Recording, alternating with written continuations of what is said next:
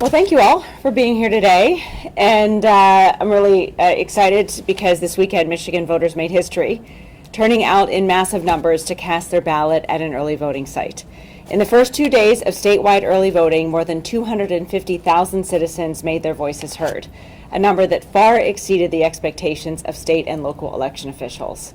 And while we were surprised by the large turnout, it was a very pleasant surprise. Clerks were well prepared. The processes and systems that they had in place ran smoothly, and overall, Michigan's first day of voting in a general election was a huge success. Precincts all over the state reported strong turnout and enthusiastic voters. So I want to thank the dedicated county and municipal clerks for their excellent work making early voting run so well for hundreds of thousands of voters. This is the very first year in our state's history with in-person early voting, and our bipartisan professional election officials rose to meet the moment. I'm also grateful to the thousands of poll workers, some of whom I got to talk to this weekend, that are all across the state working early voting sites and at the polls on Election Day. These election workers are the MVPs for democracy, and we're so thankful that they show up and do the work and make sure that every valid vote and only valid votes count.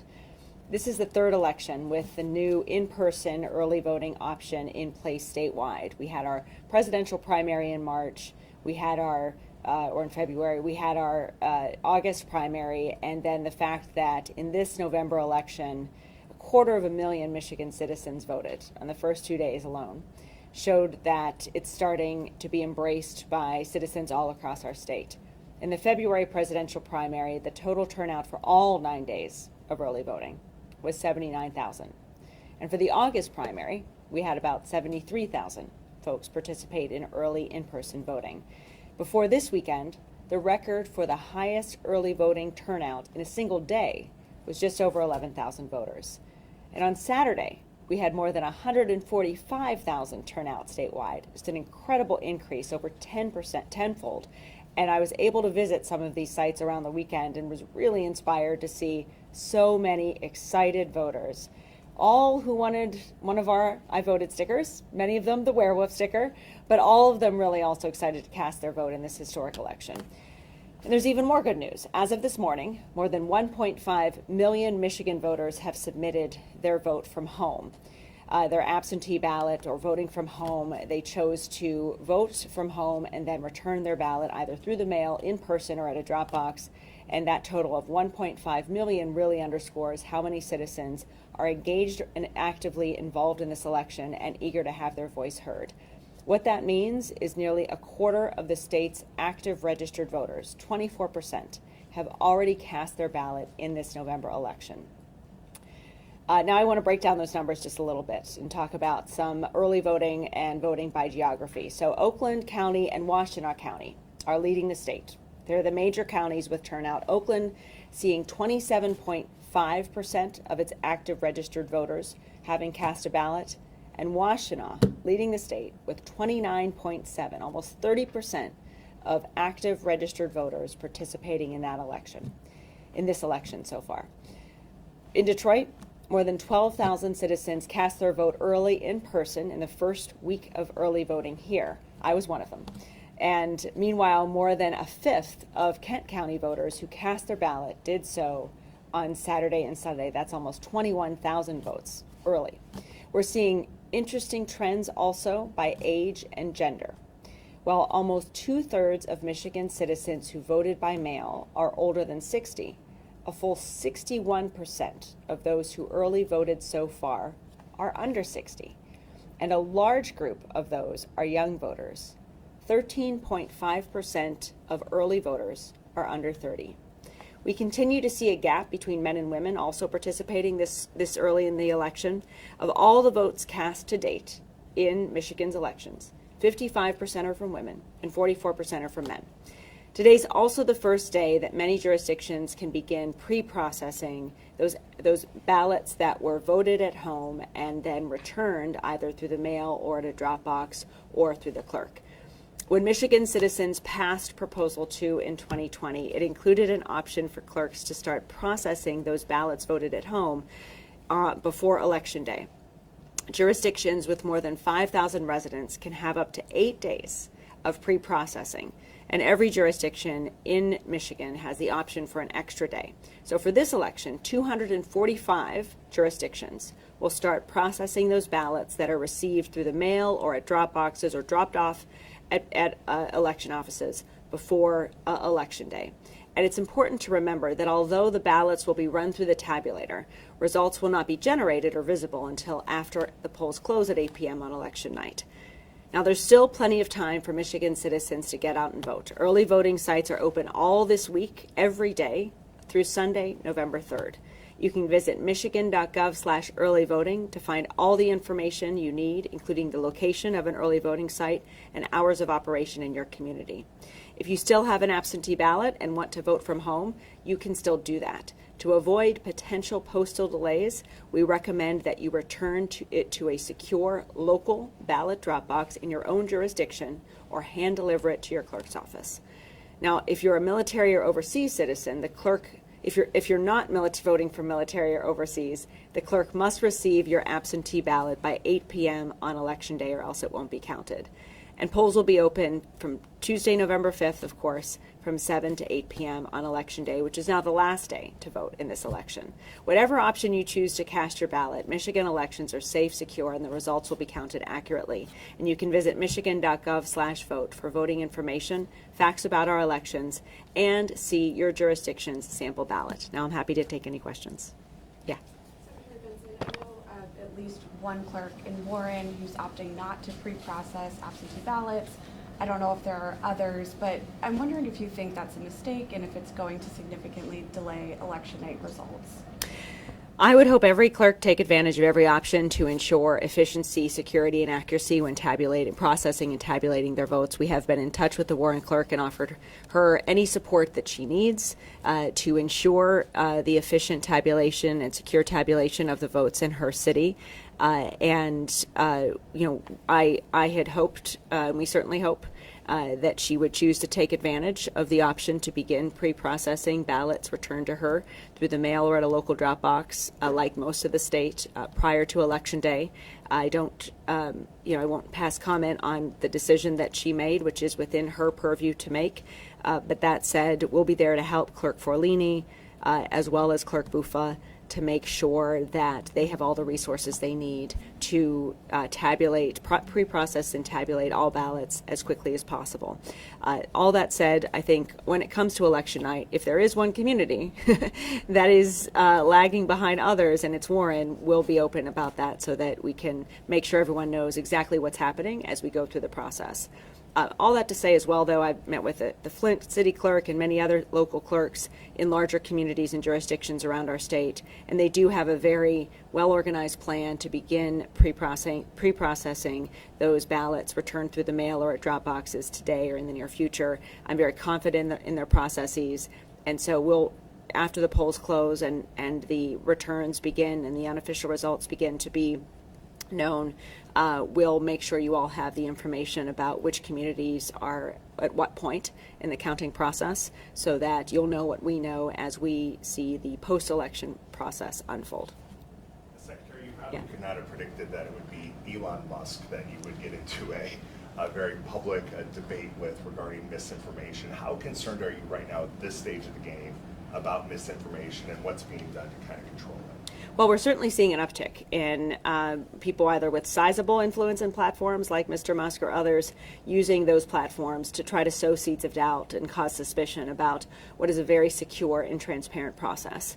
We hope that in particular, well, I would have hoped that someone as influential as Mr. Musk would use that influence to help spread actual factual information about our elections.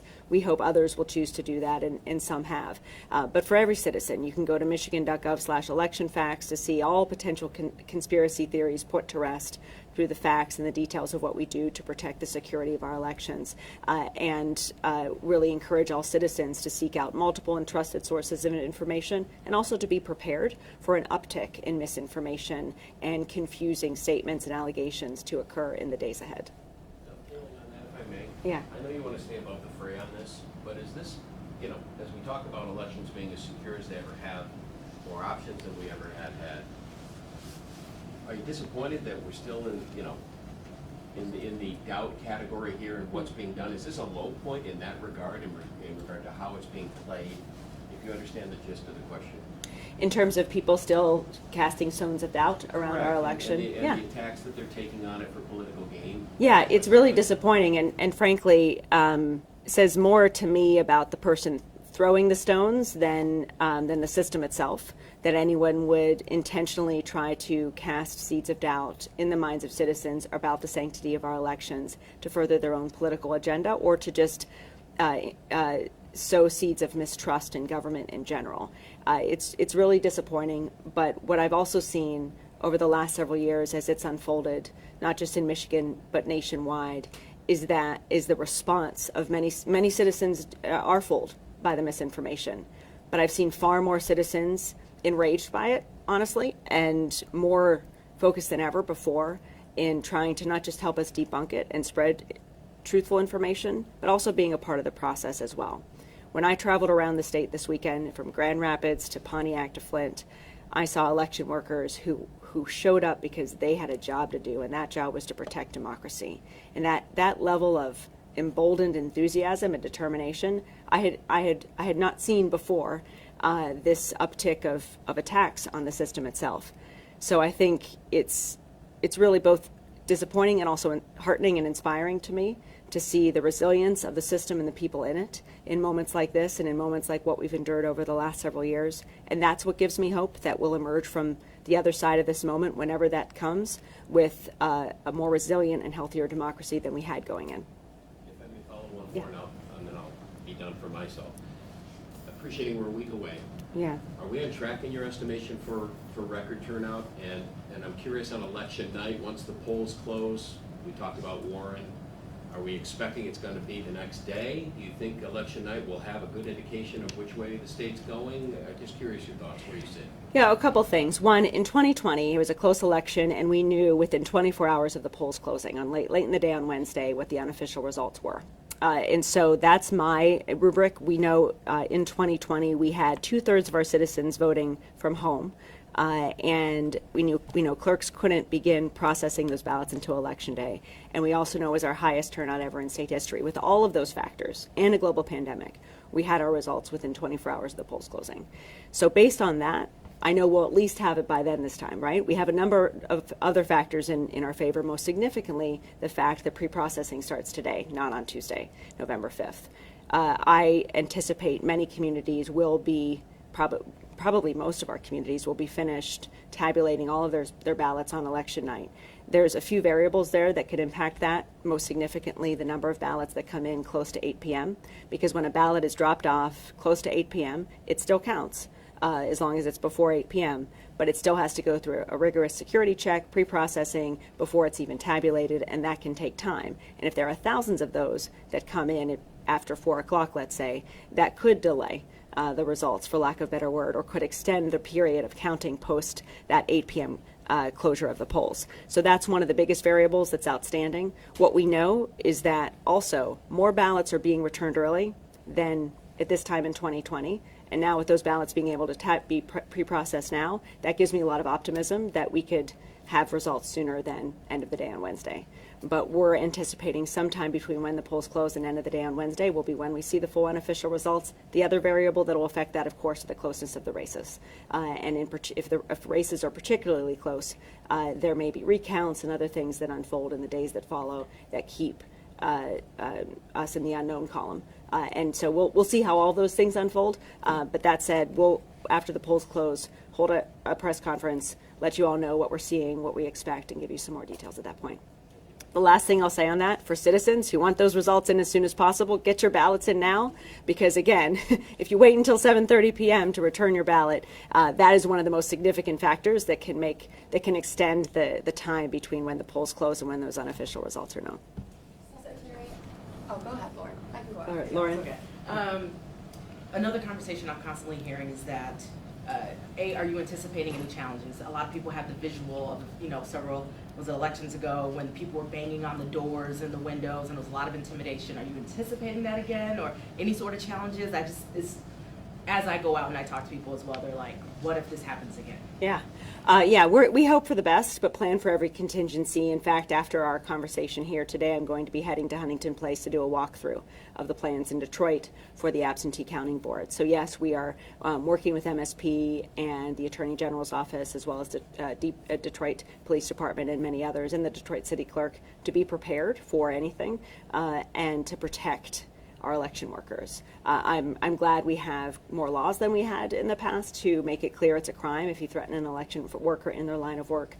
We also want to continue encouraging transparency, so we invite observers from both parties to watch and observe within the confines of the law. So we'll be monitoring all those pieces. I was in Flint and a few other places, Muskegon, to just look at how their plans are and do a similar walkthrough and assessment. Overall, I'm optimistic and hopeful that people will understand there's no upside to disrupting our elections. We have security provisions in place to make sure we protect our workers and we protect the votes of every Michigan citizen. We saw those security protections ultimately prevail in 2020, and I'm optimistic, of course, that they will again this time, and that's why we hope people will just simply choose not to disrupt the process and allow the voices of Michigan citizens to be heard. Yeah. Secretary, I have a question from a local voter that reached out to me this morning. It's an interesting question. I haven't heard of this before. They recently voted absentee in one of our cities, and they said that they got a call from San Jose saying that their ballot was voided. So they went to their city hall, and their city hall said that their signature didn't match the one that the state had on file. And they actually told them it was because their driver's license was renewed in the last year, and it's so small on the new driver's license that this is a problem people are having who just got their driver's license renewed. They had to go through the process again at City Hall, and they weren't able to vote. But is this a problem that you've seen so far? Well, we know not with that level of specificity and detail. But what I will say is what that illuminates to me is that clerks are being very rigorous in checking the signatures of the ballots that are sent in, and they should. We want to make sure that's the ID check. That's how we ID and validate to ensure that it's a valid ballot and should be tabulated, cast by an eligible voter. So what that story illustrates to me is the rigorous signature check that's in place, and that the clerk did what they're supposed to do, which is contact the voter and give them an opportunity to cure it and make sure their ballot is counted. I have one more question because this voter asked me to ask it. Their worry is, what about people who don't answer that call from San Jose? Yeah. Because we are getting so many phone calls right now. What would you want voters to know? Because they said they got a couple and they were blocking it, thinking it was spam. Well, a couple of things. One, you can go to michigan.gov to check if you're voting from home and you're returning your ballot through the mail, you should go to michigan.gov/vote to confirm that your ballot was received. And if you have any questions, contact your clerk proactively to just confirm that it was validated and counted. Everyone can do that, and certainly also clerks will reach out directly to voters if there is an issue. And so on that note, also, be open to hearing from your clerk if they do contact you with any sort of question. Many clerks will try not just calling but emailing if they have other information about the voter. So we know democracy is a team sport, and we need to work together, especially if you're voting from home in that way. And michigan.gov/vote can be a great starting point to just confirm that your ballot was received and counted. Or if you see anything awry, contact your clerk to find out what's wrong. Okay. Secretary Benson, I've heard reports of long lines at the early voting sites this weekend, 2 hours from Rochester, an hour in Southfield. Did you hear from any local clerks that voters were leaving those lines and not able to vote early as they had hoped to? No, people who showed up the first day of voting were probably so excited that they showed up as soon as they could to vote early that I don't think they would leave. I didn't hear any reports of people leaving. So it's strange because oftentimes long lines on election day are something we want to avoid, and that's why we encourage people to vote early. Long lines the first day of early voting, which I saw personally every single early voting site I went to in Ann Arbor, in Pontiac, in Flint, and in Grand Rapids yesterday. All throughout the day were really almost celebratory lines. There were people who were so excited to cast their ballot in this election that they were happy to wait. They were happy to talk amongst each other and sort of celebrate the moment of being part of a historic day for our state as well. And so it's a very different dynamic than on the last day of voting, where there's more anxiety and people have limited time. Just a quick follow-up, do you expect the lines to be shorter in the subsequent days of early voting? We'll see if the line, I mean, yes, we saw 145,000 people participated on Saturday, 105,000 citizens voted on Sunday. So we may see a dip throughout the week. We may see an uptick again next weekend. So we'll see. I mean, this is one of the benefits, I guess you could say, of data collection in this very first presidential election with early voting in place. We're seeing just how enthusiastic citizens are. I actually think we'll probably potentially see longer lines on Saturday and Sunday, because what we observed in early voting in February and in August was the last 2 days of early voting were the highest turnout days. And what this may also predicate or suggest is we'll also see a lot of turnout on the last day of voting as well. So all of that will be ready as it unfolds, and I think our clerks, what we saw on election day is how our clerks met that moment, that even with the long lines, people went through efficiently, the process went well, people were joyful in casting their ballots however they were choosing to vote, and so I think we'll continue to see that play out throughout the days ahead.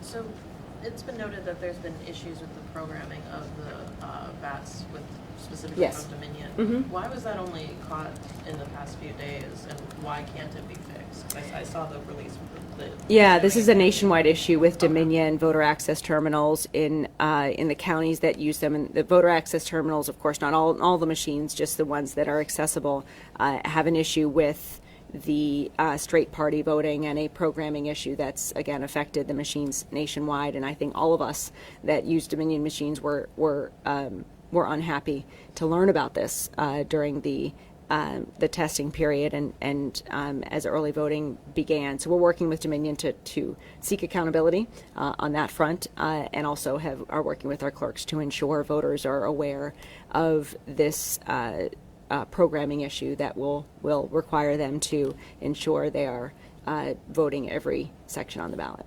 Do you think it's a bigger issue in Michigan because we do allow voters to cross over in ways that a lot of other states don't? Because we have straight party, it's not struck me as I've talked to my other colleagues in other states. They're just as upset about it as we are. So yeah, or surprised, I think. Yeah. We Yeah. have an online question for you here. Okay. Kyle, can you please state your name and organization, please? You wanna Hello, this is Kyle Malin, the editor. Hi, Kyle. Hey, thanks for taking the question. I appreciate it. I know you addressed the Warren clerk just a minute ago, but are there other municipalities that you are aware of where they are not doing the pre-processing of the absentee ballots? No. Just her. Okay, thank you. I think I have one more question.